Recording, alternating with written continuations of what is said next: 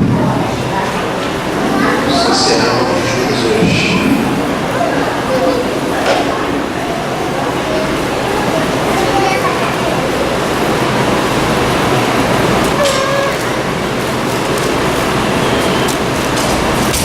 Judas, verso 17.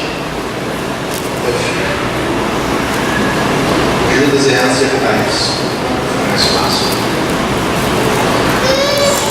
Judas, verso 17 diante, a palavra de Deus diz assim: vós, porém, amados, lembrai-vos das palavras anteriormente proferidas pelos apóstolos de nosso Senhor Jesus Cristo, os quais nos diziam: no último tempo haverá escarnecedores, andando segundo as suas ímpias paixões.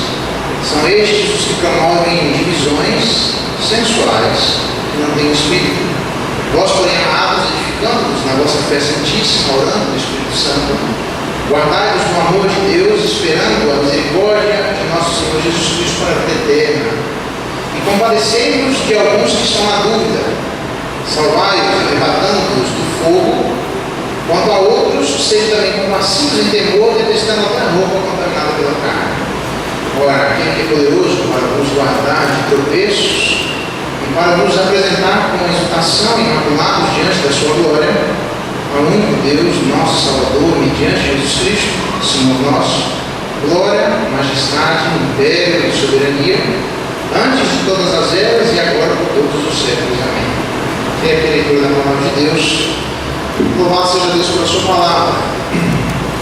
Como edificar a vida da igreja de Cristo, é sobre isso que eu queria conversar com vocês. A verdade, nós vimos, só para atualizar aqueles que estão pegando a matéria agora no final do livro de Judas, nós vimos na semana passada que o meu interesse em todas as descrições feitas por Judas à vida de determinado grupo de pessoas que ali se encontravam, chamados de os libertinos, é demonstrar que Jesus Cristo morreu e ressuscitou pela vida da igreja, mas isso precisa se revestir e reverberar na vida de cada um de nós através de determinados efeitos. Jesus Cristo morreu e ressuscitou, eu pergunto, e daí? Precisa ter algum tipo de resolução, algum tipo de efeito sobre a vida de cada um de nós. Nós vimos na semana passada, dentre outras coisas, que o que acontecera naquele momento já era um problema antigo. Lembra? Que é a profecia de Enoque. Enoque é o sétimo depois de Adão. Enoque provavelmente se moveu da própria boca de Adão. Cronologicamente, eles viveram na mesma época. Não sei se chegaram a se conhecer ou não. Então, é um problema que existia na época de Judas. Desde Adão, no início da humanidade, já pecou. Não era nada novo. Não é nada novo embaixo do céu. Deus sabe dessas questões. E se as pessoas sobreviveram até hoje, se na época que Judas sobreviveram até hoje, nós também vamos sobreviver diante dessas questões. Então isso, na verdade, traz ânimo para a vida de cada um de nós, porque Deus, além de ser Deus, ele tem experiência de lidar com isso, já que isso é uma coisa que atravessa os anos seguindo a vida da humanidade. A segunda coisa, além de ser um problema antigo, nós vimos que o juízo vai ser público, as suas santas miríades, aquela quantidade enorme. Nós vimos uma tradução alternativa: o Senhor está vindo com milhares e milhares de seus santos anjos. Judas 14, só para se sintonizar. Então a ideia é de que as santas miríades falam da quantidade de anjos que virá junto com a vida de Jesus Cristo. É aquele momento oficial do seu retorno. Então nós comparamos isso com Daniel 12, o último capítulo de Daniel, que fala justamente sobre a vinda do Messias, e que naquele momento da grande tribulação, ou da grande dificuldade, o período que logo antecede a vinda do Messias, é um período onde vai ser apertado cada vez mais o cerco em relação aos filhos de Deus, e quem se levanta naquele momento é o anjo Gabriel, e que aquele que é um só anjo contra a vida de cada um de nós já é um problema, porque ele é o principal dos anjos. Agora aqui fala dos milhões e milhões ou milhares e milhares de anjos. Então ter os anjos de Deus contra a vida daqueles que foram contra a igreja é um tremendo abacaxi que deveria levar a vida de cada um de nós no dia de hoje. É uma reflexão que só é possível ser feita agora, enquanto em vida. Por quê? Porque ele disse lá, nós vimos no verso 15, para exercer juízo contra todos e fazer convictos todos os ímpios e assim por diante. É não só um juízo que é público de alguma coisa antiga que persegue a humanidade, mas é para trazer um tipo de convicção. Ninguém vai para o inferno inocente, ninguém vai para o inferno sem saber porque estava lá, ninguém vai sofrer as amarguras de todas as declarações e afirmações que a Escritura faz a respeito deste lugar completamente oposto ao céu. E as pessoas vão perguntar uma para outra lá: o que você está fazendo aqui? Sabe que eu não sei, rapaz, eu acho que se enganaram, eu acho que me levaram para o lugar errado, eu acho que diante da confusão de tanta gente, quem que vai para o céu e quem que vai para o inferno, eu acho que eles pegaram um nome parecido, meu nome foi clonado, minha identidade é outra, eu não fiz nada. Ninguém vai estar assim lá. Todas as pessoas, no próprio retorno de Jesus Cristo, isso vai ser de tamanha monta a publicidade deste evento, que é para literalmente trazer convicção à vida daquelas pessoas que naquele momento não tem volta mais. Por isso, tudo aquilo que Deus faz na vida de cada um de nós requer a nossa reflexão hoje. Porque quando Jesus Cristo voltar, é só o momento de desfrutar diante da reflexão que já fora feita na história. Enfim, além disso, nós vimos que, então, ao invés de murmurar, nós devemos agradecer. Nós vimos isso com detalhes. E ao invés de sermos presunçosos, querendo se aproximar da vida das pessoas com motivos interesseiros, nós, na verdade, temos que ser humildes, se colocando diante de Deus, não tentando se aproveitar da vida dos outros. Muito bem, chegamos aí em Judas 17, finalmente. Alguém perguntou, né? Vai ser mais 2 versículos? Eu falei, não sei, bora ver o que dá lá, e aí a gente vê se chega até o final ou não. Vai dar até o final. A grande pergunta é, como é que a gente faz para edificar a vida da igreja? Esse é um assunto que agora diretamente Judas está retratando com a vida daqueles seus leitores. A ideia é que este grupo de libertinos tinham 2 erros básicos. O primeiro deles, você lembra disso? É que já que onde abundou o pecado superabundou a graça, bora pecar bastante para ter mais graça ainda, tá? Esse era um tipo de erro que estava permeando de confusão a vida da igreja. E a segunda confusão é de que você pode fazer o que você quiser com o seu corpo, porque Deus veio salvar o nosso espírito, a nossa alma, a nossa parte material, que a nossa parte material não faz parte dos interesses celestiais. Deus não está preocupado com aquilo que a gente vai fazer com a nossa parte material. Então você pode fazer o que quiser, porque em última instância você vai salvar a sua alma. Então esse tipo de pessoa, esse grupo de pessoas, o que é que eles faziam? Diz aí o verso 18 que eram pessoas que eram escarnecedores, e no verso 19 que promoviam divisões sensuais que não têm espírito. Então é um tipo de gente que, através dessa mentalidade diferente, eles vieram com um único propósito, além de falar mal das autoridades de maneira absolutamente inadequada, porque eram os apóstolos. Nós já vimos, diante de tudo isso, o direito que a igreja tem de questionar, inquirir, perguntar, duvidar, investigar, interrogar, protestar, indagar, se certificar de todas as coisas que as pessoas fazem ao seu redor, inclusive a liderança da igreja, sem nenhum problema em relação a isso. Mas o problema é que não havia nada que desabonasse a vida dos apóstolos. Não havia nada que pudesse testificar um abuso de poder por parte daqueles que falavam em nome de Jesus Cristo. Então, estas pessoas vieram aqui para falar mal das autoridades, como nós já vimos. Na verdade, eles eram egoístas, eles se preocupavam única e exclusivamente com o seu próprio benefício, eles andavam como Caim, Balaão e Coré. Além disso, eles eram murmuradores, arrogantes na manifestação das suas opiniões, eram pessoas absolutamente equivocadas naquilo que falavam, e diante de tudo isso, o objetivo deles era causar divisão na vida da igreja. O objetivo deles, de acordo com o verso 19, era não promover a unidade na vida da igreja. Bom, é importante a gente entender que unidade não é pensar a mesma coisa sobre todos os assuntos não essenciais. Sobre os assuntos essenciais não tem conversa, ok? Só há um mediador entre Deus e os homens, Cristo Jesus homem. Isso não tem outro acordo. Todos pecaram e destituídos estão da glória de Deus. Não tem acordo. Só existe céu e inferno, não tem meio termo, não tem acordo. Então há coisas a respeito do cristianismo que a maioria de nós todos falamos a mesma língua. Mas há coisas que durante a história, por razões que nós desconhecemos, penso que para tratar o coração da vida do seu povo, nem Deus não deu unidade nas questões não essenciais no que diz respeito ao exercício do cristianismo. Então, isso significa dizer que é importante nós entendermos que unidade de pensamento precisa ser em relação às coisas essenciais. Não é nos tornar robôs, não é nos tornar pessoas destituídas da capacidade de pensar criticamente a respeito das realidades à nossa volta, ou muito menos tirar a capacidade da vida de cada um de nós, dada pelo próprio Deus, de nos aproximarmos da sua palavra, de termos entendimentos diferentes da vida de nossos irmãos em relação aos mesmos textos lidos por eles. Então, unidade não é isso. Ninguém aqui tem um ditado que é colocado no exército, que nem sei se tem mais, mas imagino que tenha, que aquele que quer ter uma opinião diferente é igual cabeça de prego, ele fala para apanhar. Igreja não é isso. Unidade da igreja não diz respeito a isso.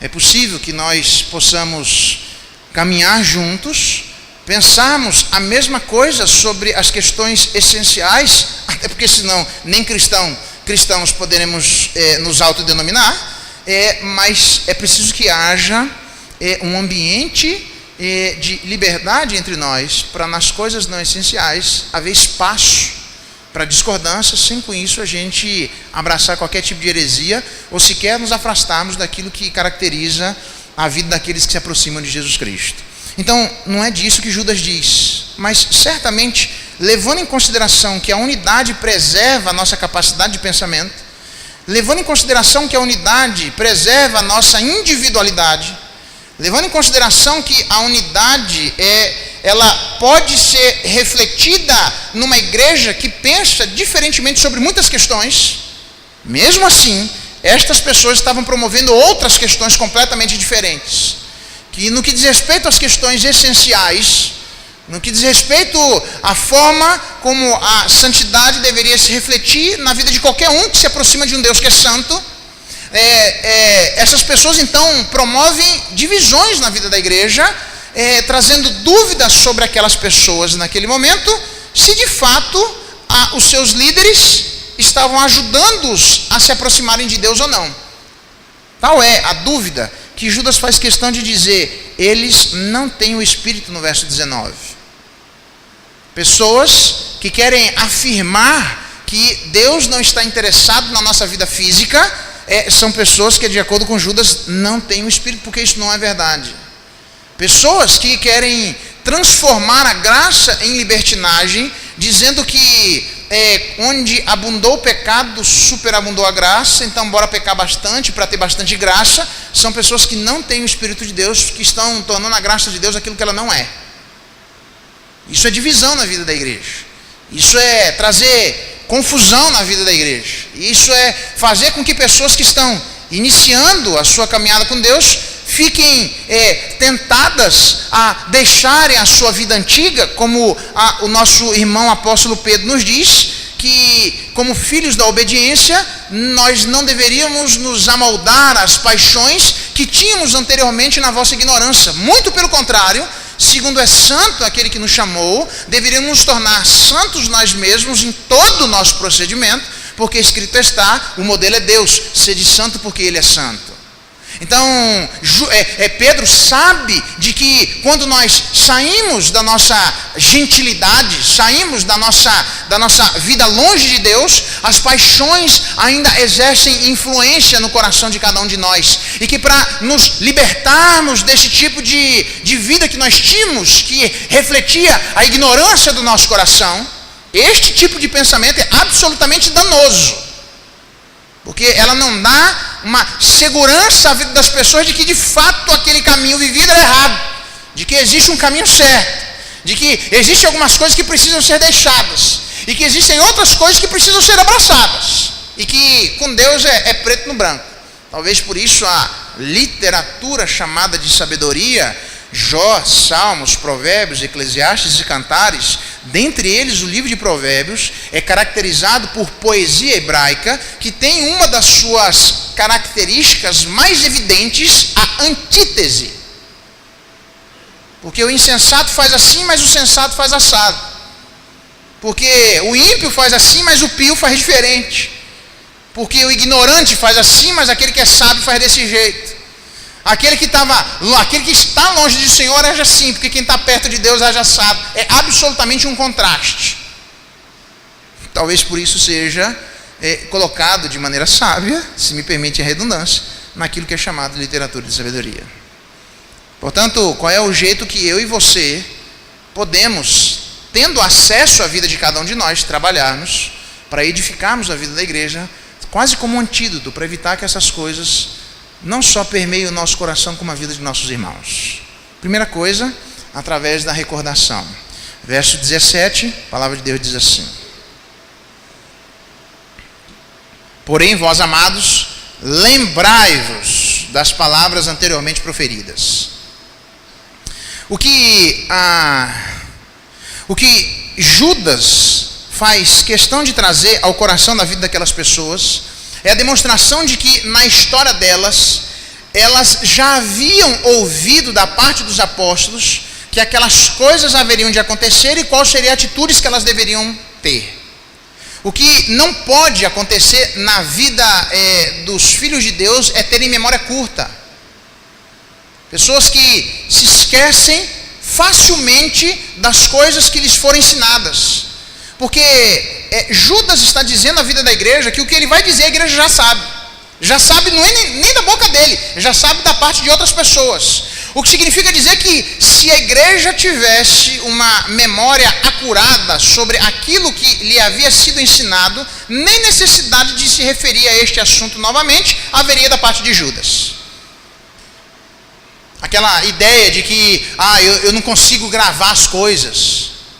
A gente grava nome, a gente grava o nosso CPF, grava o nosso RG, a gente grava o endereço da nossa casa, a gente grava o nome da nossa família, grava a idade dos nossos filhos, grava o nome dos nossos pais, a gente sabe até o nome dos nossos amigos, a gente sabe de onde a gente trabalha e a gente sabe onde a gente estudou. Se você começar a elencar, a gente sabe muita coisa.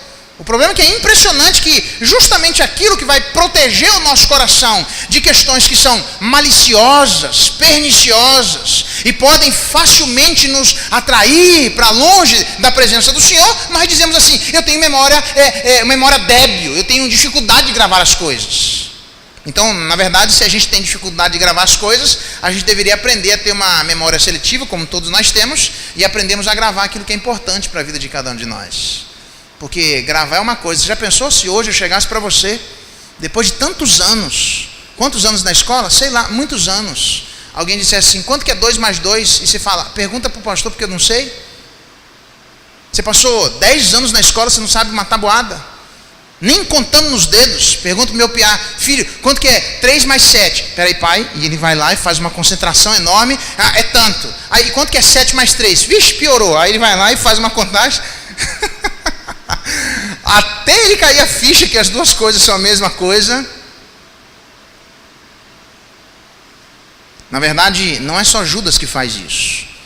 Pedro diz assim: mas de minha parte esforçar-me-ei diligentemente por fazer que a todo tempo, mesmo depois da minha partida, conservei lembranças de tudo. Não é só Pedro que fala isso. Paulo, quando vai falar a respeito do anticristo, ele diz assim: não vos recordais de que ainda convosco eu costumava dizer-vos estas coisas? O autor aos Hebreus, que eu acho que é mulher, mas fala diferente. Ora, na vossa luta contra o pecado ainda não tendes resistido até o sangue e estáis esquecidos da exortação de que coma filhos. E aí ele mostra qual é o tipo de esquecimento. Na verdade, o próprio Jesus Cristo, sabendo disso, disse assim: mas o Consolador, o Espírito Santo, dizendo aos apóstolos, a quem o Pai enviará em meu nome, esse vos ensinará todas as coisas, olha só, e vos fará lembrar tudo o que eu vos tenho dito.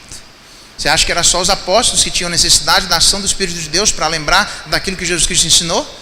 Você acha que é esse tipo de ação do Espírito de Deus que habitava na vida dos apóstolos, que também habita na vida de cada um de nós? Óbvio que existia uma ação do Espírito de Deus no que diz respeito ao registro da Escritura, que não tem mais hoje. Mas a mesma ação na vida de seres humanos também tem na vida de cada um de nós hoje, para nos lembrarmos das coisas que são importantes para a vida de cada um de nós. Senão a gente vai chegar no céu, vamos cantar ao Cordeiro de Deus, glória e honra devida ao seu nome, e vamos cantar para Ele, e as pessoas dizem, canta junto conosco. Cantar o quê?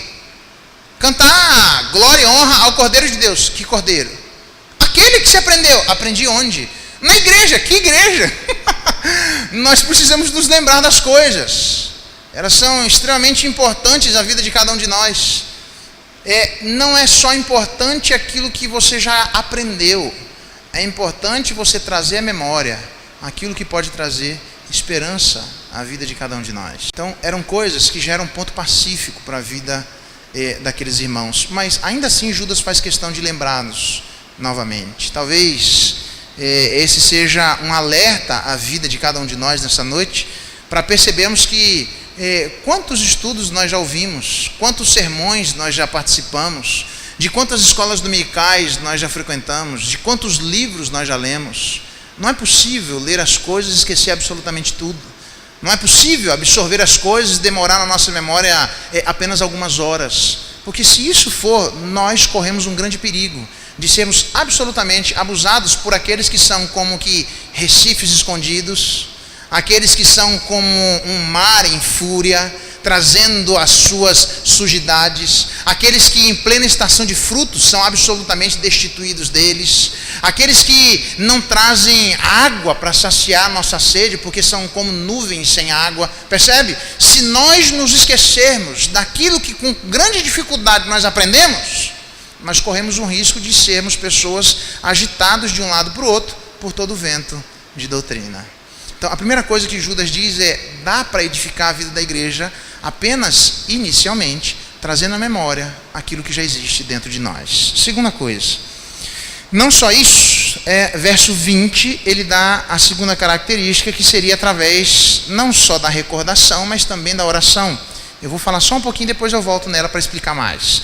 Mas ele diz assim, orando no Espírito Santo. Não é que para Judas, Paulo diz que a gente deveria orar por todos os santos. Jesus Cristo ensinou a vida de cada um de nós que nós deveríamos orar, e isso fez parte do ministério terreno de Jesus Cristo, aquele ministério que ele agia em público e ele agia em privado, agia com as multidões e agia sozinho. A vida de oração é absolutamente importante na vida de todos os filhos de Deus. Não dá para ser filho de Deus, ser parte do corpo de Cristo e imaginar que vamos edificar a vida da igreja sem cultivarmos uma vida de oração. Então, eu não necessariamente estou dizendo que você precisa vir aqui terça-feira à noite para orar. É bom que faça isso.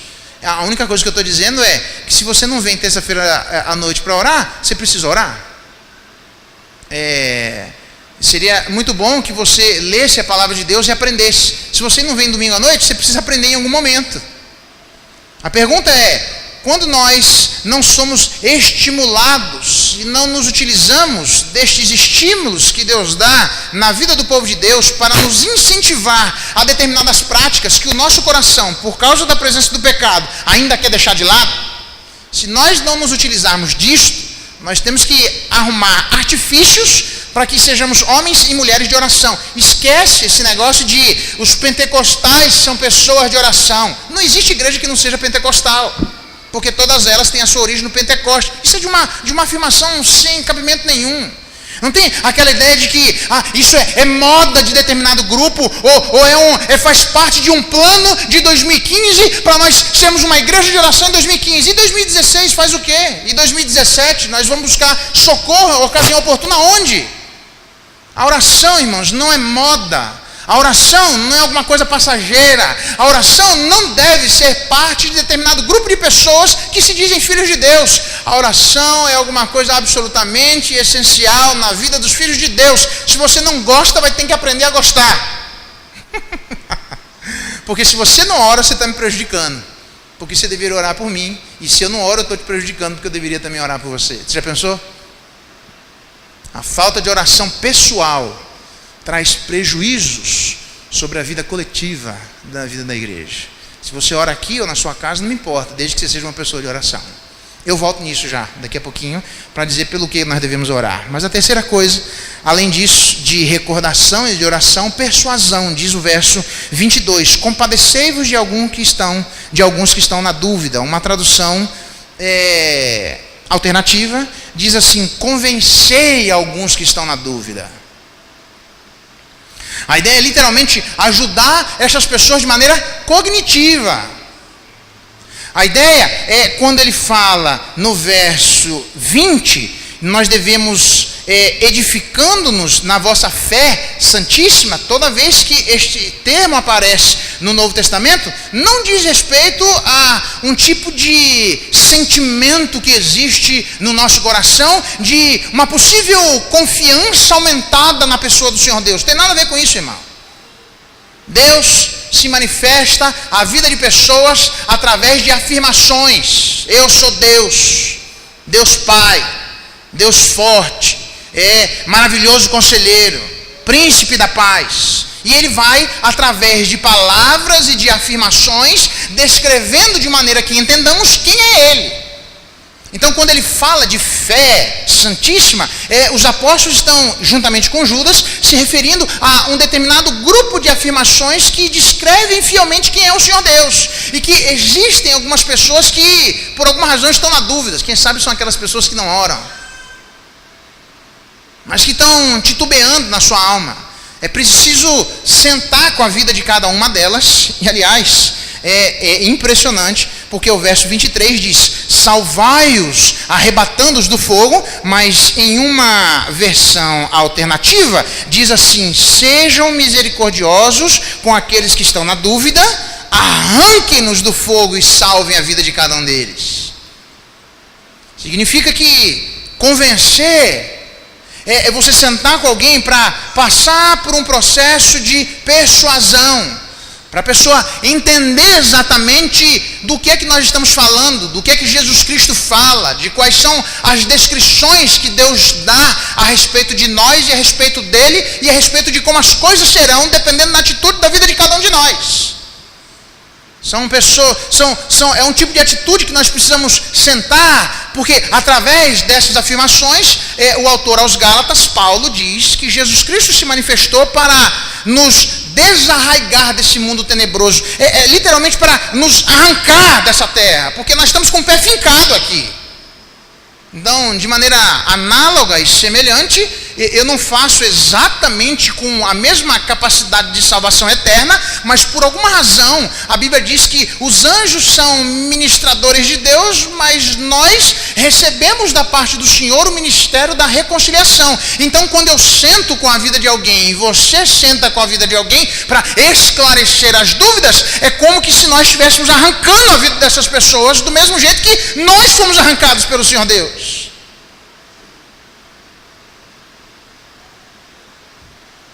Já arrancou mandioca da terra? Alguns dão uma molhadinha em volta assim com uma mangueira para a terra ficar um pouco mais fofa, né? Outros vão lá e pegam uma enxada, dão uma cavocada um pouco, porque se você for num muque, só o Pedro consegue ir, não dá conta. Acho que só o Jacques aí, não, aí vai doer as costas, né, Jacques? Não sei, mas dá um trabalho. Arrancar a raiz dá trabalho. E é impressionante como você e eu temos a capacidade de arrancar raízes de dúvida da vida de nossos irmãos. Para isso a gente precisa sentar para conversar. Você precisa sentar para conversar. Entende como faz sentido aquilo que eu disse para vocês ontem, jovens? Para arrumarem alguém para conversar. Vai dizer, senta aqui. Deixa eu explicar para você como é que as coisas funcionam. Então por que não é desse jeito? Por causa disso. Tem nada a ver com dizer rebelde, ignorante, grosso. Não, como é que é? Você não aceita? Tem que aceitar pela fé. Não, esquece isso, irmão. Nunca a Bíblia ensinou essas coisas. Desse jeito como as pessoas querem afirmar, como se a fé fosse absolutamente destituída de argumentos que Deus coloca e evidências sobre a vida de cada um de nós. A gente precisa sentar com as pessoas para dizer, as coisas são dessa forma, são desse jeito. A gente precisa ajudar as pessoas que estão em dúvidas, exercendo o nosso papel de persuasão, até onde isso nos cabe. Não só recordação, nem muito menos oração, mas a gente precisa também aprender com a persuasão a trabalhar com a vida de nossos irmãos. Não dá para a gente persuadir alguém de alguma coisa que nem a gente tem certeza. Não dá para a gente trabalhar sobre coisas que os nossos irmãos estão em dúvida, que nem nós tiramos as nossas dúvidas. Porque quando você for ensinar a vida de alguém, você vai se certificar se de fato você mesmo tem convicção daquilo que você quer ensinar. Porque ninguém que não tenha convicção pode ensinar a vida de outra pessoa aquilo que ela não tem. Flores não dão frutos. Grava isso. Flores não dão frutos. Ninguém dá aquilo que não tem. Talvez você não ensine e não trabalhe com persuasão porque nem você tenha. Então talvez você precise sentar com alguém para te ajudar. Porque se esconder, ficar quieto, não falar nada, continuar na dúvida, além de ser um perigo para a sua alma, para o seu próprio coração, isso não muda nada quando Jesus Cristo voltar. Porque quando Ele voltar, estando em dúvida ou não, muita gente em dúvida vai para o céu. Mas muita gente em dúvida não vai. Porque isso nunca foi motivo de fundamentação da parte de Deus para dizer: você está em dúvida, velho? Rapaz, se tivesse convicção eu podia deixar de você entrar no céu. Mas já que você tem dúvida, eu não consigo. Esquece isso. Porque tem muita gente que nem acesso teve a palavra e ainda assim a Bíblia diz que ela é indesculpável. Então, mesmo você tendo dúvidas, meu conselho e o conselho de Judas é bom tirar logo. Porque a única oportunidade que a gente tem para tirar essas dúvidas é aqui e agora. Quando Ele voltar, é só para se apropriar e aprender coisas que nós vamos aprender lá. Quarto e último lugar, não só através da recordação, da oração e da persuasão, e agora eu vou voltar na oração, ok? Mas tendo compaixão com cautela e confiança, ok?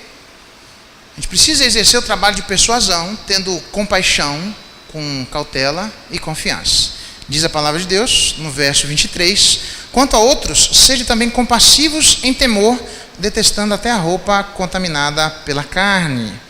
A pergunta, numa tradução ainda alternativa, compassivos com temor. Ele diz, sede bondosos para com eles, mas com muita cautela. Por que ele diz que é para a gente ser compassivo com temor ou bondoso com muita cautela?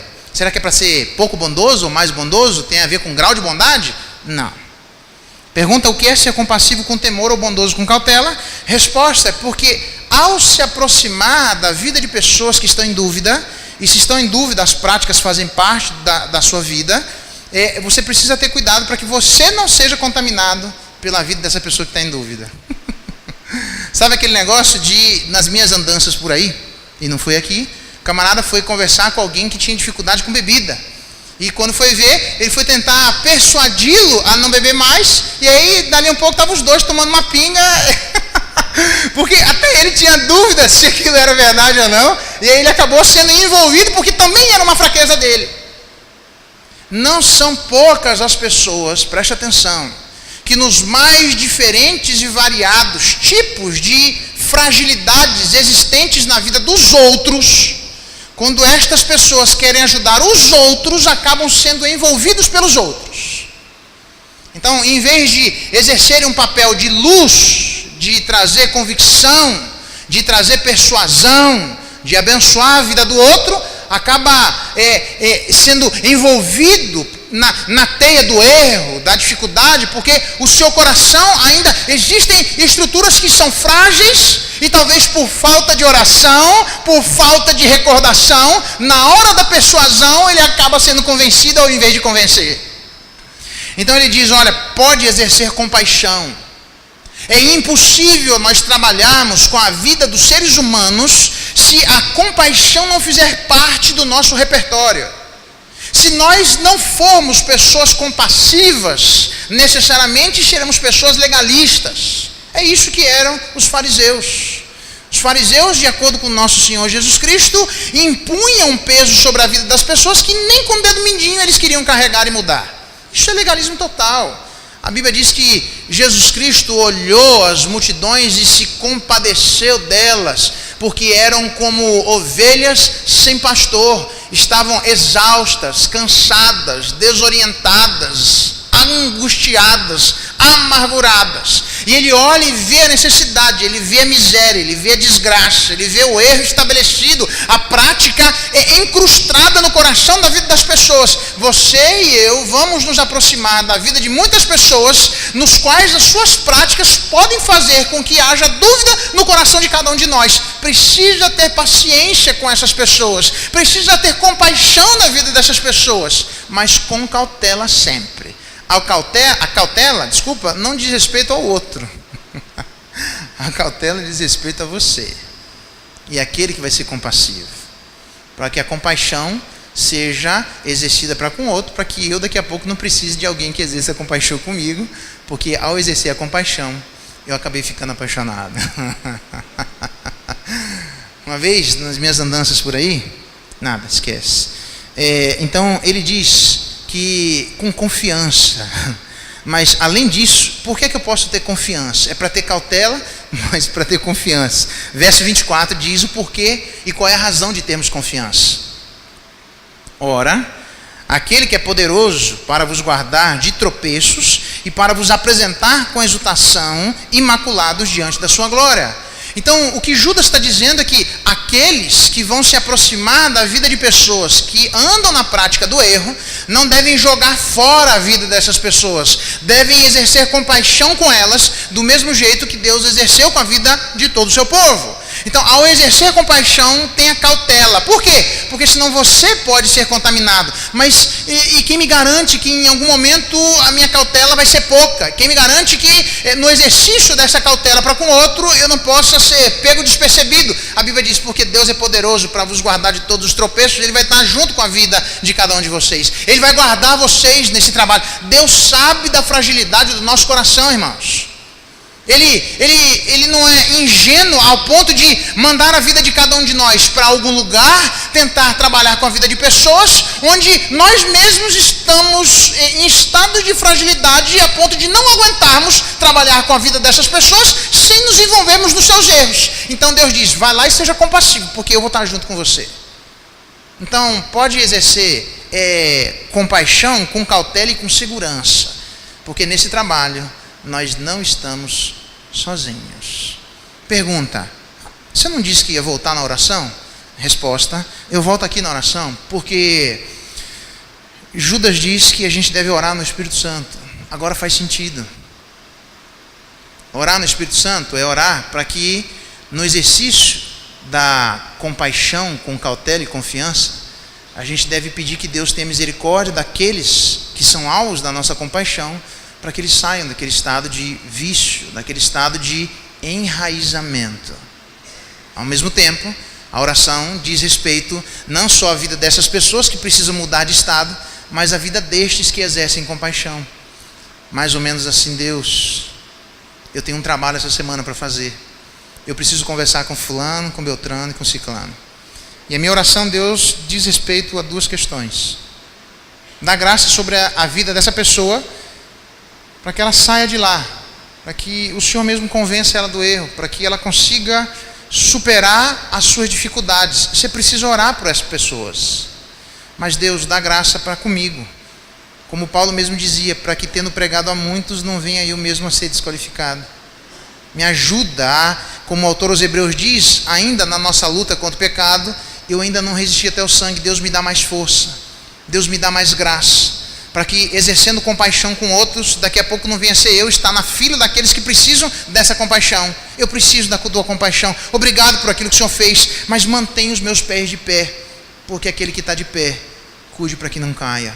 Então, para que a gente não seja uma igreja legalista e nem uma igreja medrosa, com medo de, e fulano, rapaz, não se aproxima não, que ali o problema é esse. Do Beltrano, piorou, ali a dificuldade é essa. E o Ciclano, e aí daqui a pouco a gente fica com medo de todo mundo. Não precisa ter medo. Precisa ter compaixão. Não precisa ter medo. Você precisa ter temor, para você entender que você também é frágil. Como diria as pessoas há algum tempo atrás, onde um ladrão saía correndo, e ele diz, a única diferença entre aquele ladrão e eu é o Espírito Santo de Deus. Porque é só o Espírito que guarda o nosso coração, irmãos. É só Ele que nos ajuda a trabalharmos mutuamente, para nos abençoarmos mutuamente e não nos contaminarmos mutuamente. Mas é possível com que eu e você viemos a exercer algum tipo de trabalho para influenciar e edificar a vida da igreja. Só que a edificação jamais ela vai se dar sem recordação. A edificação jamais se dará sem oração pelos outros e por nós mesmos. A edificação jamais se dará sem persuasão. Isso faz parte do nosso trabalho. Mas a gente precisa estar persuadido primeiro. E também a edificação, ela também acontece com a compaixão, com cautela e com confiança. Deixa eu me perguntar, o que é que tem feito com que você se afaste da vida dos outros e não ajude a vida dos outros? Só tem uma coisa. Talvez você diga assim, pastor, eu não dou conta. Se eu for, daqui a pouco eu estou junto. Tudo bem. Isso aí é ser honesto com você mesmo. Cai fora, peça ajuda de outra pessoa. Mas se você não pode ajudar essa, você pode ajudar outra. Você precisa orar por ela e orar por outro. Estas coisas precisam fazer parte da vida de cada um de nós. Eu espero que, ao se aproximar disso, você reveja a sua vida de oração, reveja suas próprias convicções, reveja aquilo que você já guardou da parte de Deus, mas reveja se você tem se aproximado ou se afastado de maneira inadequada daqueles que tanto precisam da nossa ajuda. Vamos ficar de pé, vamos orar, pedir a bênção de Deus. E com compaixão, com cautela e confiança, diz ele, ao único Deus, nosso Salvador, mediante Jesus Cristo, Senhor nosso, glória, majestade, império e soberania, antes de todas as eras, agora e por todos os séculos. Que Deus dê graça a você e a mim, a sermos uma igreja de pessoas compassivas, a sermos uma igreja de pessoas cautelosas, a sermos uma igreja de pessoas confiantes, a sermos uma igreja de pessoas que buscam, através da oração, cada vez mais persuasão e recordação. Vamos orar? Pai, muito obrigado pela sua palavra. Judas instruiu grandemente a vida de cada um de nós. Como é importante saber que neste trabalho tão difícil de seres humanos para com seres humanos, como é difícil saber que nós somos também frágeis, mas como é bom saber que podemos ser cautelosos e que o Senhor está conosco. Ó Espírito Santo de Deus, dá graça sobre a vida de todos nós, que exerçamos compaixão uns com os outros, oração uns com os outros, persuasão uns com os outros, nos recordando de tudo aquilo que o Senhor já nos ensinou. Fica com a vida de cada um de nós para que este seja o caminho trilhado por todos aqueles que querem edificar a vida da sua igreja. É a nossa oração, agradecidos em nome de Jesus. E agora, irmãos, que a graça de nosso Senhor Jesus Cristo, o amor de Deus, nosso eterno Pai, a comunhão, a consolação e a presença absolutamente benéfica do Espírito Santo de Deus estejam com vocês, irmãos, e sobre todo o povo de Deus espalhado pela face da terra, hoje, pelos séculos dos séculos.